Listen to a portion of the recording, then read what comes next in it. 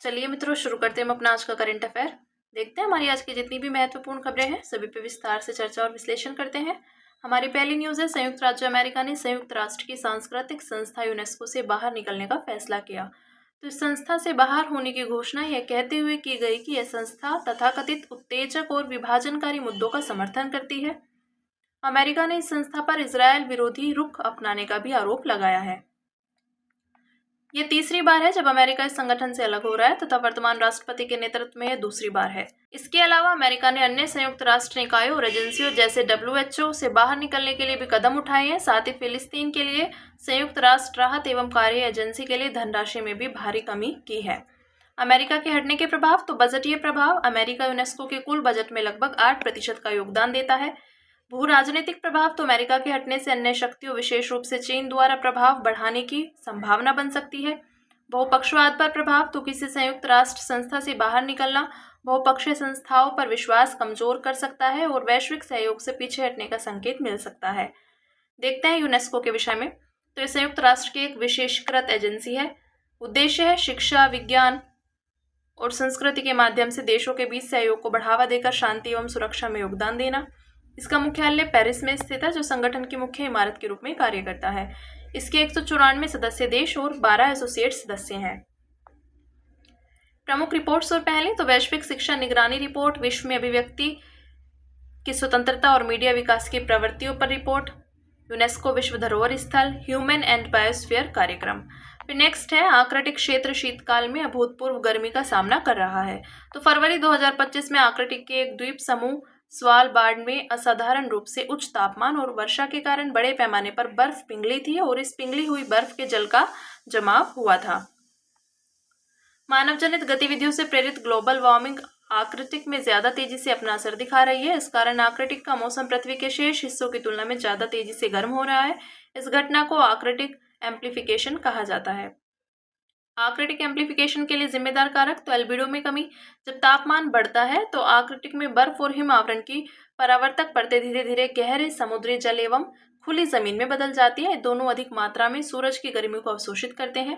यह अवशोषण वातावरण के तापमान को और तेजी से बढ़ाता है, जिससे बर्फ व हिम की परत और ज्यादा पिघलती है। इसे फीडबैक लूप कहते हैं। Lapse rate feedback. तो आर्कटिक में ग्रीन हाउस गैसों से होने वाली गर्मी ज्यादातर सतह के पास मौजूद रहती है। इसके विपरीत उष्णकटिबंधों में संवहन के कारण यह अतिरिक्त गर्मी ऊपर की तरफ ऊर्ध्वाधर रूप से फैल जाती है। जलवाष्प का 3 तरह से प्रभाव। तो जलवाष्प से ज्यादा बादल बनते हैं, जिससे गर्मी बढ़ती है। जलवाष्प का जब संघनन होता है, अर्थात जब जलवाष्प पानी की बूंदों में बदलती है, तो उस दौरान गर्मी निर्मुक्त होती है तथा जलवाष्प स्वयं भी एक ग्रीन हाउस गैस की तरह काम करते हैं। वायुमंडलीय ऊष्मा परिवहन। तो उष्ण कटिबंधीय क्षेत्रों में नमी में वृद्धि होने से वहां से आर्कटिक की ओर ऊष्मा परिवहन की दर बढ़ जाती है। देखते हैं आर्कटिक एम्प्लीफिकेशन के प्रभाव। तो ग्लोबल वार्मिंग को तेज करता है। आर्कटिक में जमी हुई परमाफ्रोस्ट जब पिघलती है तो उससे संग्रहित जैविक कार्बन से कार्बन डाइऑक्साइड और मीथेन गैस निकलती है। इससे धरती और ज्यादा गर्म हो जाती है। पारिस्थितिकी में बदलाव। तो सर्दियों में गर्मी के बढ़ने और वर्षा से उष्मारोधी बर्फ की परत कम हो जाती है, जो पहले वहां के टुंड्रा पारितंत्र और सूक्ष्म जीवों को ठंड से बचाती थी। अब वे सीधे कठोर गर्म तापमान का सामना करते हैं, जिससे उनकी स्थिति बदल जाती है। भारत पर प्रभाव। तो भारतीय मानसून में बाधा। आर्कटिक में समुद्री बर्फ घटने से मानसून ज्यादा तेज होता है, जिससे भारी वर्षा जैसी चरम घटनाएं बढ़ती हैं। समुद्र का जलस्तर बढ़ना। तो इससे तटीय शहरों का खतरा बढ़ता है और खेतों में खारे पानी के प्रवेश करने का जोखिम बढ़ जाता है। आर्थिक और सामाजिक जोखिम में वृद्धि। तो खेती में नुकसान, स्वास्थ्य पर दुष्प्रभाव तथा बुनियादी ढांचे को नुकसान जैसी समस्याएं बढ़ती हैं। फिर नेक्स्ट है, भारत में पिछले 5 वर्षों में बौद्धिक संपदा संबंधी फाइलिंग में 44% की वृद्धि हुई। तो हाल ही में वाणिज्य और उद्योग मंत्रालय के राज्य मंत्री ने लोकसभा में सूचना दी कि भौगोलिक संकेतों यानी GI में सबसे अधिक 380% की वृद्धि देखी गई है। इसके बाद डिजाइन, पेटेंट, कॉपीराइट और ट्रेडमार्क में बढ़ोतरी हुई है। यदि वृद्धि मुख्य रूप से बौद्धिक संपदा गतिविधियों एवं नवाचार तथा भारत में IP फाइलिंग को बढ़ावा देने के लिए किए गए रणनीतिक सुधारों के कारण हुई है। IP गतिविधियों को बढ़ावा देने के लिए सरकार द्वारा की गई पहले। तो प्रक्रियात्मक सुधार। पेटेंट की मंजूरी के लिए समय सीमा तय की गई है। ट्रेडमार्क पंजीकरण आदि के लिए फॉर्म की संख्या को 74 से घटाकर 8 किया गया है।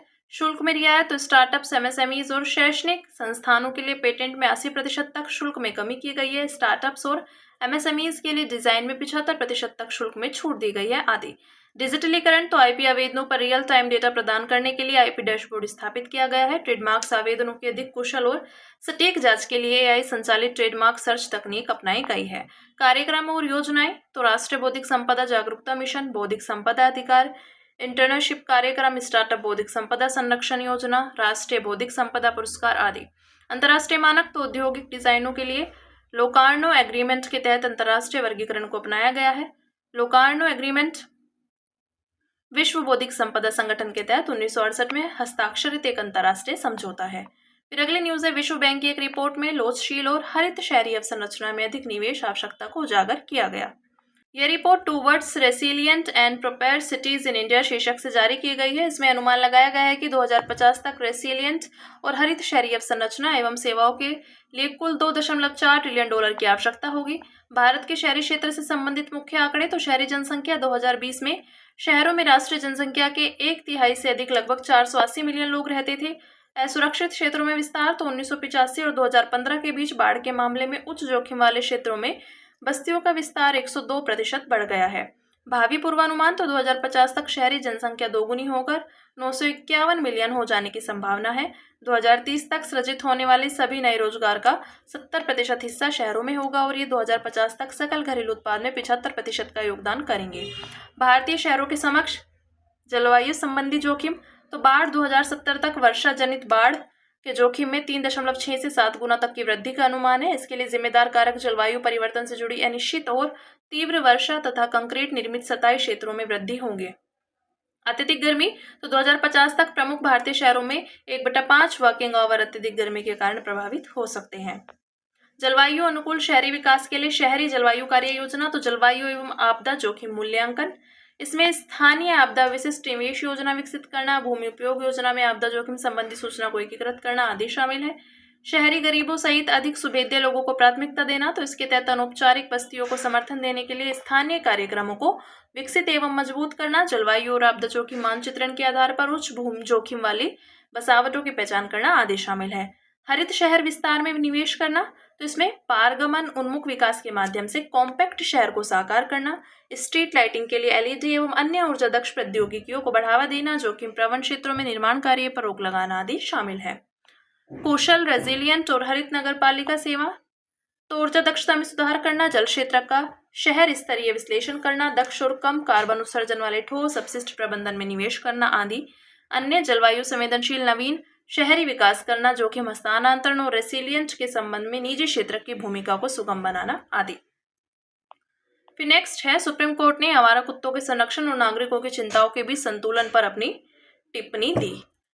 सुप्रीम कोर्ट ने कहा कि जो नागरिक आवारा कुत्तों को खाना खिलाना चाहते हैं उन्हें अपने घरों के भीतर ऐसा करने पर विचार करना चाहिए। न्यायालय की यह टिप्पणी आवारा कुत्तों को लेकर समाज में मौजूद नैतिक मतभेद को उजागर करती है। सुप्रीम कोर्ट ने यह भी माना कि कानून के अनुसार आवारा कुत्तों की रक्षा की जानी चाहिए, लेकिन साथ ही प्रशासन को आम लोगों की चिंता को भी ध्यान में रखना होगा ताकि सड़क पर चलने फिरने में कुत्तों के हमलों से बाधा न आए। आवारा कुत्तों से संबंधित नैतिक मुद्दे तो करुणा बनाम लोक व्यवस्था। कुछ नागरिक आवारा कुत्तों को खाना खिलाने में करुणा दिखाते हैं, जबकि अन्य का मानना है कि इससे क्षेत्रीय आक्रामकता और लोक असुविधा बढ़ती है। पशु कल्याण बनाम लोक सुरक्षा तो आवारा कुत्तों को जीवन और गरिमा का अधिकार है, लेकिन समुदायों को भी कुत्तों के काटने और रेबीज से सुरक्षा का अधिकार है। एनसीडीसी के अनुसार वर्ष 2024 में भारत में 37 लाख से अधिक कुत्तों के काटने के मामले दर्ज किए गए थे। पारिस्थितिकी वहन क्षमता बनाम आबादी नियंत्रण तो यह तर्क दिया जाता है कि मनुष्य कुत्तों को खाना खिलाकर उनकी संख्या को बढ़ा रहे हैं, वहीं दूसरी ओर पशु आबादी नियंत्रण के अनैतिक उपाय भी अपना रहे हैं। उपयोगितावाद बनाम आचरण, शास्त्रीय दृष्टिकोण, परित्याग बनाम उत्तरदायित्व तो मनुष्य और कुत्तों के बीच का उपयोगितावादी रिश्ता अब कमजोर पड़ गया है। इससे पालतू कुत्तों को त्यागने की प्रवृत्ति बढ़ी है, जबकि आचरण शास्त्रीय दृष्टिकोण कहता है कि आवारा कुत्तों के प्रति हमारी जिम्मेदारियों को निभाना चाहिए। भारत में आवारा कुत्तों से संबंधित प्रावधान तो संविधान अनुच्छेद 243 डब्ल्यू नगर पालिकाओं को आवारा कुत्तों की आबादी को नियंत्रित करने का आदेश देता है। वहीं अनुच्छेद 51 AG के तहत नागरिकों का मौलिक कर्तव्य है कि वे जीवित प्राणियों के प्रति करुणा का भाव रखें। नियम तो पशु क्रूरता निवारण अधिनियम 1960 के तहत बनाए गए पशु जन्म नियंत्रण नियम 2023 का उद्देश्य बंध्याकरण के माध्यम से आवारा कुत्तों की संख्या को नियंत्रित करना और टीकाकरण द्वारा रेबीज के प्रसार को रोकना है। इन नियमों में सामुदायिक जानवरों को भोजन देने की व्यवस्था भी की गई है, जिसमें रेजिडेंट वेलफेयर एसोसिएशन या स्थानीय निकायों को इसकी जिम्मेदारी दी गई है। न्यायालय के निर्णय तो सुप्रीम कोर्ट ने जल्लीकट्टू मामले 2014 में अनुच्छेद 21 जीवन और स्वतंत्रता का अधिकार की व्याख्या करते हुए कहा कि यह अधिकार जानवरों को भी प्राप्त है। फिर अब बात करेंगे अन्य सुर्खियों की, जिसमें पहली न्यूज है अनुच्छेद 143। तो सुप्रीम कोर्ट ने राज्य विधेयकों से संबंधित राष्ट्रपति और राज्यपाल की शक्तियों पर अनुच्छेद 143 के तहत राष्ट्रपति संबंधित मांगे जाने पर केंद्र और राज्य सरकारों को नोटिस जारी किए। इसके विषय में देखते हैं तो अनुच्छेद 143 एक राष्ट्रपति को अधिकार देता है कि वे व्यापक महत्व के किसी विधि संबंधी प्रश्न या तथ्य उत्पन्न होने पर सुप्रीम कोर्ट से राय मांग सकता है। राष्ट्रपति ऐसा संदर्भ केंद्रीय मंत्रिपरिषद की सलाह के आधार पर भेजते हैं। सुप्रीम कोर्ट इस मामले पर अपनी राय दे सकता है, लेकिन उसे मानना राष्ट्रपति के लिए बाध्यकारी नहीं है। नेक्स्ट, वित्तीय समावेशन सूचकांक। तो हाल में भारतीय रिजर्व बैंक द्वारा जारी वित्तीय समावेशन सूचकांक के अनुसार वित्त वर्ष 2025 में सभी क्षेत्रों में संवृद्धि दर्ज की गई। इस सूचकांक की वैल्यू वित्त वर्ष 2024 की 64.2 से बढ़कर वित्त वर्ष 2025 में 67 हो गई है। यह वृद्धि मुख्य रूप से वित्तीय सेवाओं के उपयोग बढ़ने और इनकी बेहतर गुणवत्ता के कारण हुई है। यह वृद्धि वित्तीय समावेशन के विस्तार और वित्तीय साक्षरता पहलों के जरिए रहने का संकेतक है। वित्तीय समावेशन के विषय में देखते हैं तो इसे पहली बार 2021 में जारी किया गया। यह प्रतिवर्ष जुलाई में जारी किया जाता है। समग्र सूचकांक, तो इसमें बैंकिंग, निवेश, बीमा, डाक और पेंशन क्षेत्र में वित्तीय समावेशन की प्रगति को शामिल किया जाता है। उद्देश्य भारत में वित्तीय समावेशन के प्रसार को मापना। सूचकांक रेस, तो 0 वैल्यू वित्तीय सेवाओं से पूर्ण वंचित स्थिति को दर्शाती है, जबकि 100 वैल्यू पूर्ण समावेशन की स्थिति को दर्शाती है। पैरामीटर या भारांश, तो पहुंच यानी एसेस 35%, उपयोग 45% और गुणवत्ता यानी क्वालिटी 20%। कोई आधार वर्ष नहीं। वित्तीय समावेशन सूचकांक को बिना किसी आधार वर्ष के तैयार किया जाता है। नेक्स्ट, महादेई या महादई नदी। तो गोवा राज्य सरकार कर्नाटक की कलसा बंडूरी परियोजना के खिलाफ महादेई नदी जल विवाद पर सुप्रीम कोर्ट में याचिका दायर करने पर विचार कर रही है। कलसा बंडूरी परियोजना के तहत जल को मलप्रभा नदी की ओर मोड़ने के लिए कलसा और बंडूरी नदियों पर बैराज बनाने का प्रस्ताव है। कलसा और बंडूरी दोनों महादेई की सहायक नदियां हैं। इसके विषय में देखते हैं महादेई के, तो यह नदी कर्नाटक के जम्बोती घाट से निकलती है और अरब सागर में गिरती है। यह नदी गोवा, कर्नाटक और महाराष्ट्र से होकर बहती है। ये बात की हमने महादेई नदी की। अब बात करेंगे अगली न्यूज की, जो है ग्रेट रुआहा नदी। तो ग्रेट रुआहा नदी जलवायु परिवर्तन और बढ़ती इंसानी गतिविधियों से जुड़े कुप्रबंधन के कारण सूख रही है। इसके विषय में देखते हैं, तंजानिया की प्रमुख नदियों में से एक है। यह रूफीजी नदी की एक बड़ी सहायक नदी है। रूफीजी तंजानिया में सबसे बड़ा नदी बेसिन है। यह रुआहा राष्ट्रीय उद्यान के लिए जल का मुख्य स्रोत है। फिर नेक्स्ट, आईपीसी की धारा 498A। तो हाल ही में सुप्रीम कोर्ट ने इलाहाबाद हाई कोर्ट द्वारा 2022 में जारी दिशा निर्देशों को लागू करने का आदेश दिया। ये दिशा निर्देश वैवाहिक क्रूरता के मामलों में पुलिस को 2 महीने की कूलिंग पीरियड के दौरान गिरफ्तारी करने या कोई अन्य कार्रवाई करने से रोकते हैं। इसके विषय में देखते हैं, उद्देश्य है पति या उसके रिश्तेदारों द्वारा महिला के प्रति की गई क्रूरता से उसकी सुरक्षा करना। यदि किसी महिला के साथ उसके पति या रिश्तेदारों द्वारा क्रूरता की जाती है तो उन्हें 3 वर्ष तक की जेल की सजा दी जा सकती है और जुर्माने लगाए जा सकते हैं। यह अपराध संज्ञेय एवं गैर जमानती प्रकृति का माना गया है। आईपीसी की जगह लेने वाली भारतीय न्याय संहिता 2023 की धारा 85 में समान प्रावधान किए गए हैं।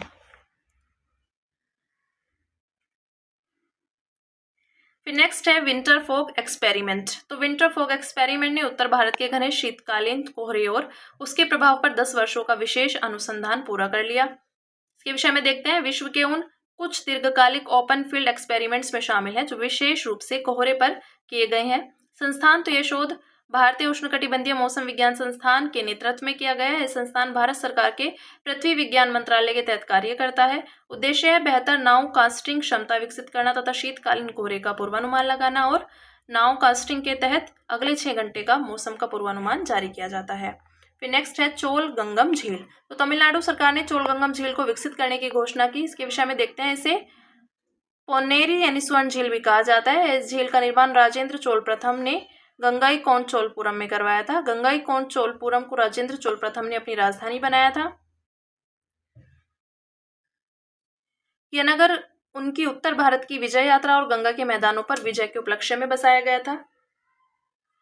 तिरुवालांगाडु ताम्रपत्रों के अनुसार यह झील राजेंद्र चोल द्वारा स्थापित जल का विजय स्तंभ थी। फिर नेक्स्ट है बायोस्टिमुलेंट। तो केंद्रीय कृषि मंत्री ने राज्य सरकारों से बायोस्टिमुलेंट को उर्वरकों के साथ अनिवार्य रूप से टैग करने से रोकने का आग्रह किया। इसके विषय में देखते हैं, ऐसा कोई भी पदार्थ जो पौधों की जैव प्रक्रियाओं को उत्प्रेरित करता हो और फसल की पैदावार बढ़ाने में सहायक होता है, उसे ही बायोस्टिमुलेंट कहते हैं। ठीक है, इस उर्वरक अकार्बनिक कार्बनिक या मिश्रित नियंत्रण आदेश 1985 के तहत विनियमित किया जाता है। बायोस्टिमुलेंट्स निम्नलिखित में सुधार कर सकते हैं: पौधों के लिए पोषक तत्वों की उपलब्धता और उपयोग दक्षता, प्रतिकूल स्थितियों को सहने की क्षमता और फसल की गुणवत्ता आदि में। फिर अंत में बात करेंगे सुर्खियों में रहे स्थल की, जो है वानुअतु, राजधानी पोर्ट विला। तो प्रशांत महासागर में स्थित वानुअतु ने पर्यावरण के क्षरण को इकोसाइड के रूप में वर्गीकृत करवाने के लिए अंतर्राष्ट्रीय न्यायालय में याचिका दायर की। वानुअतु दक्षिणी प्रशांत महासागर में द्वीप समूह वाला देश है। यह द्वीप समूह मेलानेशिया का हिस्सा है। यह देश उत्तरी ऑस्ट्रेलिया के पूर्व में और फिजी के पश्चिम में अवस्थित है। यह चारों ओर से दक्षिणी प्रशांत महासागर से घिरा हुआ है। इसका अनन्य आर्थिक क्षेत्र EEZ काफी विस्तृत है। भौगोलिक विशेषताएं, तो इस द्वीप समूह की उत्पत्ति ज्वालामुखी क्रियाओं का परिणाम है। इसकी स्थलाकृतियों में पहाड़ी भूभाग और तटीय मैदान शामिल हैं। प्रमुख द्वीप हैं एस्पिरिटू, सेंटो, मालाकुला और एफेटे शामिल हैं। ठीक है, बात की हमने वानुअतु की। तो हमारी आज की जितनी भी महत्वपूर्ण खबरें थी, हमने सभी पे विस्तार से चर्चा और विश्लेषण किया है। अब इसी के साथ मिलते हैं कल अपनी नई खबरों के साथ।